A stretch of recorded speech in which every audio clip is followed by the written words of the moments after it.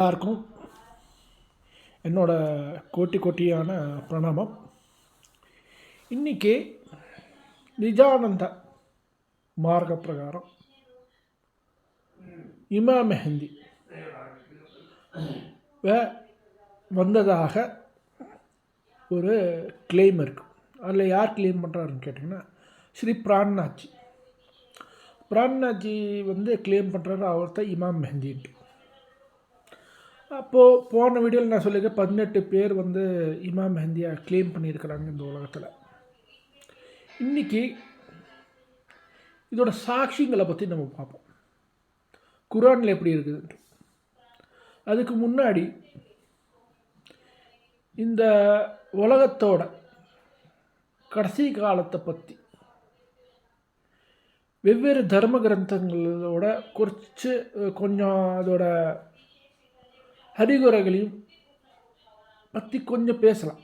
அறிகுறைன்னா ஒரு வன்முறையாக உலகோட முடிவு வர மாதிரி பல கிரந்தங்கள்லேருந்து எடுத்து சொல்கிறாங்க. இப்போ ஹிந்துவில் பார்த்தீங்கன்னா கல்கி அவதாரம் வருவார், வந்து எல்லாரையுமே வந்துட்டு கெட்டவங்களெல்லாம் கொள்ளுவார், ஒரு குதிரை மேலே உட்காந்துவார், ஒரு வாள் வச்சுருப்பார். அந்த மாதிரி அதே போல் பைபிளில் பார்த்திங்கன்னா ஜீசஸ் திரும்பி வருவார். ஜீசஸ் வந்தோன்னா திரும்பி அந்த மாதிரி அமைதியாக இருக்க மாட்டார், அவர் கெட்டவங்களெல்லாம் அழிப்பார். அந்த மாதிரி அதே போல் இஸ்லாம்லேயும் இமாம் மெஹந்தி வர போகிறார். இமாம் மெஹந்தி வந்துன்னா எல்லாரையுமே முஸ்லீம் ஆக்கிடுவார், எல்லா கெட்டவங்களையும் அழிச்சிடுவார். அந்த மாதிரி யாரெல்லாம் இஸ்லாமை நம்ப மாட்டாங்களோ, யாரெல்லாம் கல்மாவை ஏற்றுக்க மாட்டாங்களோ அவங்களெல்லாம் அழிப்பார். அப்படி அதே போல் யஹூதிங்களையும் அந்த மாதிரி ஒரு நம்பிக்கை வச்சுருக்கிறாங்க. ஆனால் உண்மை என்னான்னு அதுக்குள்ளே போனால் தான் நம்மளுக்கு தெரியும்.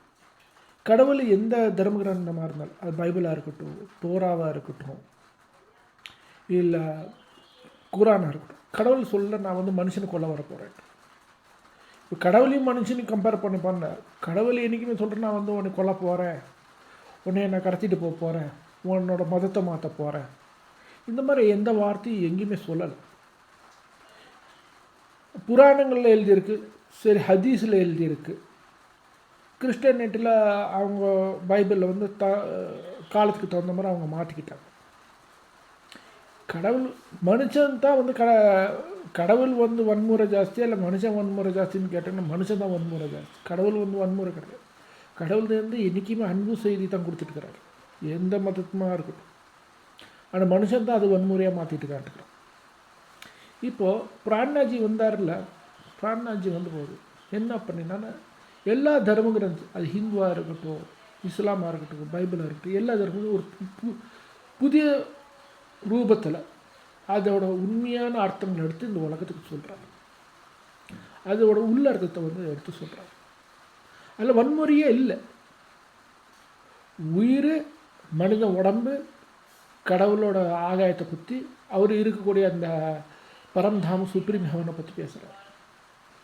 வேறு எதுவுமே பற்றி பேசலை. உன்னை வந்து கொல்லவேன், அடிப்பேன், பிடிப்பேன், அது பண்ணுவேன், இதை பண்ணுவேன், இந்த மாதிரி ஒன்றுமே கிடையாது. அப்போது நான் வந்து முக்கியமாக குரானில் இருக்கக்கூடிய சாட்சிகளை தான் நான் இன்றைக்கி சொல்ல விரும்புவேன். குரானில் எங்கேயுமே இமாம் மெஹந்தின்ற வார்த்தை கிடையாது. முதல் காரியம் நான் சொல்லிடுறேன், என்கிட்ட யாருமே வந்து வாக்குவாதம் பண்ணாதீங்க, வேணும்னா நீங்கள் தேடி பார்த்துக்கோங்க. இமாம் மெஹந்தின்ற வார்த்தை எங்கேயுமே கிடையாது. இமாம்ன்ற வார்த்தை இருக்குது, மஹதின்ற ஒரு வார்த்தை இருக்குது. இமாம்னா ஆன்மீக தலைவர், மஹதி வந்து அதை தர்மத்தை அதில் நடக்கக்கூடியவன் ஆச்சுங்களா. ஒரு லீடர் தர்மத்தை கடைப்பிடிச்சி நடக்கக்கூடியவன்ற அர்த்தம் தான் இமாம் மஹதி. அப்போது இதை பிரகாரம் அது அவன் யாராக இருப்பான் அப்படின்ற அறிகுறை வந்து குரானில் வந்து வருது. குரானில் சூரா ஹஜ் இருக்குது, சூரா சஜ்தா இருக்குது, அதுக்கப்புறம் சூரா யாசின் இருக்குது, சூரா சபா இருக்குது. இதில் எல்லாமே அதோட அறிகுறை கிடைக்குது. அது இல்லாமல் சூரா கதர், சூரா கயாமான் இருக்குது. இப்போது ஒரு இதுக்குள்ளே வன்முறை எப்படி வந்ததுன்னு நம்ம கொஞ்சம் பார்ப்போம். சூரா கயாமான்றது கயாமத்துன்னு முஸ்லிம்ஸுன்னு நம்புகிறாங்க. கயாமத்துன்னா அழிவு காலங்கள் அப்படின்னு சொல்லி முஸ்லிம்ஸ் நம்புகிறாங்க. ஆனால் குரான் வந்து கயாமன்னா அழிவுன்னு சொல்கிறது கிடையாது. குரான் வந்து கயாமான்னா நிலையானதுன்னு தான் சொல்லுது. அப்போ நிலையானதுக்கு அழிவுக்கு சம்மந்தமே கிடையாது. அப்போது அதில் ஒரு வார்த்தை இருக்குது, அந்த எப்படி இந்த கான்செப்ட் வருது அதுவும் சொல்கிறேன். இந்த கயாமத்துன்ற கான்செப்ட் என்ன சொல்லியிருக்குன்னா, சந்திரன் இருட்டி போயிடுவான், சூரியனும் சந்திரனும் ஒன்றாயிடுவான். ஒரு 2 ஆயத்து இருக்குது. அப்போ இந்த ஆயத்தை எடுத்து பார்த்தீங்கன்னா என்ன ஆகும், நம்ம உலகத்தோட ஒரு ஃபிசிக்கல் ஃபார்மில் எடுத்து பார்க்குறது என்ன ஆகும்னு கேட்டிங்கன்னா, சந்திரனும் சூரியனும் ஒன்றா ஆச்சுன்னு வச்சுக்கோங்களேன், பூமி அழிஞ்சு போயிருங்களா. சூரியன் என்றைக்குமே பூமிக்கிட்ட சந்திரன்கிட்ட வந்துருச்சுன்னா அழிவு தான் செய்யும். இல்லை, இதுக்கு அர்த்தம் இப்படி தான் ஆகுது, நம்ம லிட்ரல் மீனிங் எடுக்கிறது. ஆனால் இதுக்கு ஒரு உள்ளர்த்தமும் இருக்குது. அதில் என்னன்னு கேட்டிங்கன்னா, சூரிய ஹஜ்ஜுன்னு சொல்லி ஒரு அத்தியாயம் இருக்குது. அந்த சூரிய ஹஜ்ஜில் அத்தியாயத்தில் என்ன சொல்லுதுன்னா, கேட்குறாங்க கடவுள்கிட்ட, எப்போ எல்லாரும் உணர்வு ஆகுவாங்க, ரீசெக்ஷன் உணர்வு ஆகுவாங்க, உணர்வு வரும் அவங்களுக்கு. உணர்வுன்னா ஆன்மீக போதனை ஆகும்னு அர்த்தம். ஆன்மீக போதனை எப்படி அவங்களுக்கு உள்ளத்தில் முழுமையாக வரும் அப்படின்னு கேட்குறாங்க. அதுதான் இது. அப்போ என்ன சொல்ற, டே ஆஃப் ஜட்ஜ்மெண்ட்டுன்றாங்க. அப்போது சொல்கிறாரு, ஒரு நாளில் அது மனுஷனோட எண்ணிக்கை பிரகாரம் 1000 வருஷம் அப்படின்றார். ஆச்சுங்களா. அப்போ இந்த 1000 வருஷத்தில் என்ன ஆகக்கூடியது அப்படின்னு சொல்கிறார். இந்த 1000 வருஷத்தில் என்ன ஆகக்கூடியதுன்னு சொல்லி வர்றது எதில் இருக்குது, சூரிய செஜ்தான்னு சொல்லி ஒரு சாப்டர் இருக்குது. அப்போ சொல்கிறாரு, ஒரு நாள் கடவுள் சொல்கிறார், ஒரு நாள் ஹிந்துவில் என்ன பிரம்ம நாள்னு சொல்லிடுறாங்க, ஒரு பிரம்ம நாள், இல்லை அவங்களுக்கு ஒரு அல்லாவோட நாள் அப்படின்றாங்க. அப்போ அந்த ஒரு நாள் என்னன்னு கேட்டிங்கன்னா, மனுஷனோட 1000 வருஷம். அன்றைக்கி என்ன ஆகுன்னு கேட்டேன்னா, ஆகாயத்திலேருந்து ஆத்மாக்கள் இறங்கி திரும்பி வானத்தைக்கே எடுத்து கொள்ளப்படும் அப்படின்னு போட்டிருக்கு. அவ்வளோதான் போட்டிருக்கு, வேறு ஒன்றும் இல்லை, இவ்வளோ தான் போட்டிருக்கு. ஆச்சுங்களா.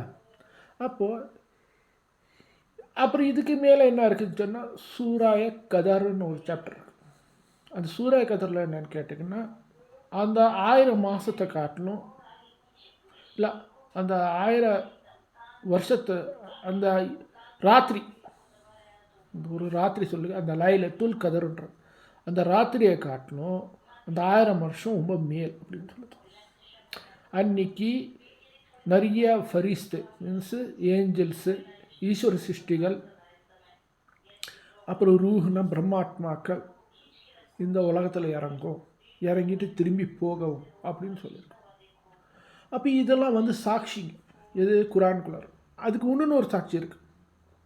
அப்போது சூரிய பக்ரால் என்ன எழுதியிருக்குன்னா, எல்லாரோடையும் உள்ளத்தில் ஒரு மூடி போட்டு வைக்கப்படும் அப்படின்ற, எல்லா ஆத்மாக்களோட உள்ளத்தில் ஒரு மூடி போட்டு வச்சுருக்கோம். அந்த மூடி அந்த மூடி திறக்கிறத பற்றி தான் இந்த கயாமத்தோட விஷயம், வர்றதும் போகிறத பற்றி விஷயம். இப்போ இந்த மாதிரி நூல்களில் நிறைய விஷயங்கள் இருக்குது. அப்போ இன்னொன்று இடத்துல கேட்குறாரு, நான் என்ன ஒன்று நேசிக்கிறியா அப்படின்னு கேட்குறாரு. யார்? பரமாத்மா, அல்லா தஆலா. அப்போது ஆத்மாக்க சொல்லுது, ஆமாம் நீங்கள் எங்களை நேசிச்சிங்க. இது இந்த விதமான சந்தேகம். இது தான் அறிகுறைகள் குரானுக்குள்ளே இருக்கிறது. இப்போது 1000 வருஷம் கழித்து வரதை பற்றி என்ன சொல்லியிருக்கு பார்ப்போம். இதில் அந்த முக்கியமான 2 ஆயத்தை நம்ம எடுத்து பார்க்கணும். இங்கே பாருங்கள், எந்த ரிலீஜன் இருந்தாலும் அந்த ரிலீஜனுக்கு ஒரு பேசிக்கு கேலண்டர், அவங்களோட வழிபாடோட என்னன்றது ஒரு இது இருக்குது, டைமிங்ஸு. அந்த டைமிங்ஸ் எங்கேருந்து எடுத்து பண்ணுறாங்க நம்ம செக் பண்ணணும். இப்போ முஸ்லீம்ஸை பார்த்தா அவங்களோட டைமிங்ஸ் எல்லாமே நீங்கள் பார்த்தீங்கன்னா மூனோட சர்க்குலேஷன் பிரகாரம் தான் இருக்குது. அவங்க அந்த ரோஸா வைக்கட்டும், இல்லை ரம்ஜான் கொண்டாடட்டும், எது இருந்தாலும் 3 தான் மெயின் அவங்களுக்கு. அது 3 வச்சு தான் அவங்களோட டோட்டல் கேலண்டரே பேஸ்டு ஆச்சுங்களா. அதனால தான் அது சந்திரன் சொல்லியிருக்கு. அப்புறம் ஹிந்து பார்த்திங்கன்னா, ஹிந்துவோட எல்லாமே calendar is based on sun. நீங்கள் பார்த்தீங்கன்னா எல்லா ஃபெஸ்டிவலும் எல்லாமே பார்த்தீங்கன்னா சன்னை பேஸ்ட் தான் இருக்கும். இது ஒரு பெரிய அறிகுறி. So there are two things. ஒன்று வந்து மூன் அண்ட் சன். மூன் வந்து டார்க்கண்ட் ஆயிரும் அப்படின்னு சொல்கிறார். And moon and sun will get join together. இப்போ இதில் என்னன்னு கேட்டிங்கன்னா, இப்போ ஆப்ரஹாமிக் ரிலிஜன் பிரகாரம் பார்த்திங்கன்னா அவங்களோட ஃபிலாசபியும் ஹிந்துவோட ஃபிலாசபியும் பார்த்தீங்கன்னா எதுலேயுமே வந்து ஒன்றா இருக்காது. நிறைய விஷயம் பார்த்திங்கன்னா நம்மளுக்கு அவங்களுக்கு எல்லாமே உல்ட்டாவாக இருக்கும், ஹிந்துஸ்க்கும் முஸ்லீம்ஸ்க்கும். அது வழி நம்ம நடப்போகிற வழியில் பார்த்திங்கன்னா அப்படி தான் இருக்கும். அவங்களுக்கு வன்முறை வந்து தப்பு கிடையாது. ஹிந்துக்கு வந்து ஒரு எறும்பு கொள்வது கூட ஒரு தப்பான ஒரு இது தான். அது பெரிய ஒரு வன்முறை மாதிரி தான். அதுவும் சைவ இது வந்து பார்த்திங்கன்னா இந்த ஜெயினிசம்ன்றது அஹிம்சை பாதையில் போகக்கூடிய ஒரு சில மார்க்கங்கள் இருக்குது ஹிந்துவில். அது பார்த்திங்கன்னா ரொம்பவே ஒரு எறும்பை கொள்றத கூட தப்பாக எண்ணக்கூடியது. அதே இது முஸ்லீம்ஸில் பார்த்திங்கன்னா இது ஹலால் பண்ணுறது, அந்த ஹலால் அது வந்து இந்த ஒரு மிருகத்தை வந்து துடிக்க கொள்வது வந்து தப்பே இல்லைன்ற மாதிரி. ஸோ இதில் இந்த ரெண்டு இதுலேயுமே வந்து ஃபிலாசபியில் வந்து ரொம்ப வித்தியாசம் வர்றதுனால இதில் என்ன ஆகுதுன்னு கேட்டிங்கன்னா, அப்போது இங்கே என்ன ஆகுதுன்னா இந்த குரானோட சீக்ரெட்ஸ் வந்து ஓப்பன் பண்ணுவாருன்னு சொல்லியிருக்கு. வந்து அது என்னன்னா சீக்ரெட்ஸ் வந்து ஓப்பன் ஆகும். இப்போ ஹர்ஃபே முக்தியாத்துன்னு சொல்லி குரானுக்குள்ளே இருக்குது. மீன்ஸ் சீக்ரெட் வேர்ட்ஸுன்னு சொல்லியிருக்கு. இந்த சீக்ரெட் வேர்ட்ஸை வந்து யார் ஓப்பன் பண்ணுவாங்கன்னா கடவுளே வந்து ஓப்பன் பண்ணுவார் சொல்லு. அது வந்து எப்படி வரும்னா உயிர்கள் வரும், அப்புறம் புனிதமான உயிர்களும் வரும் அப்படின்னு சொல்லியிருக்கு. அப்போது ஃபஸ்ட்டு வந்து யார் கேட்டிங்கன்னா தேவச்சந்தர்ஜி. இது வந்து ஒரு ஃபிசிக்கல் ஃபார்மில் என்ன சொல்கிறேன், தேவச்சந்தர்ஜி ஹி இஸ் எ மூணுக்குள்ளே வந்து ஈசா ரூஹலா இல்லை ரூஹில் ஒரு புனிதமான உயிர் ஜீசஸ்குள்ளே வந்தது இல்லை மற்ற உயிர்கள் கூட வர போகிறத பற்றி குரானுக்குள்ளே வந்து தெளிவாக இருக்குது. அந்த உயிர் வந்து யாருக்குள்ளே வருது, தேவச்சந்திரஜிக்குள்ளே வருது. அப்புறம் 5 சக்திங்க குரானுக்குள்ளே 5 சக்தி பற்றி இருக்குது. அந்த 5 சக்தி வந்து மெஹராஜுக்குள்ளே போகுது. மெஹராஜ்னா சூரியன் ஆச்சுங்களா. இந்த மெஹராஜ் அதுதான் வந்து ஷியா வந்து என்னென்னா அந்த கையை காமிக்கிறாங்க 5 சக்திங்க அவங்களோடது. அந்த 5 சக்தி வந்து இவங்களுக்குள்ளே வரத்த இது என்ன ஆகுதுன்னா குரானையும் வேதத்தையும் ஒன்றாக்குது. ஆதம் யார், ஏவாள் யார், மகாவிஷ்ணு யார், மகாலட்சுமி யார், அதுக்கப்புறம் பல ரகசியங்கள் வானத்துக்குள்ளே இருக்கக்கூடிய யோகமாயான்றது என்னது, மலாய்க்கான்ன்றது, சிதாத்துல் முஸ்திகிம்ன்றது, சிதாத்துல் முன்திஹன்ன்றது, இந்த ரகசியத்தெல்லாம் அலீஃப் லாமிம்ன்றது இந்த வார்த்தைகளுக்கெல்லாம் உள்ள ரகசியத்தை வந்து எடுத்து உலகத்துக்கு கொடுக்குறார். இது தான் உள்ள இமாம் மெஹந்தியோ தேவச்சந்தர்ஜியோ இல்லை மெஹராஜோட சீக்ரெட். ஆனால் இதை வந்து பொதுவாக ஹிந்துவாக இருக்கட்டும் முஸ்லீமாக இருக்கட்டும் இது வந்து ஏற்றுக்க மாட்டாங்க. வணக்கம், எனக்கு பாக்கி காரியங்கள் இருக்குது. இனி அடுத்த வீடியோவில் யாருக்கு என்னென்ன டவுட் இருக்கோ நீங்கள் கேட்கலாம். ஜெய் ஹிந்த், ஜெய் பாரத், பிரணாம் ஜி.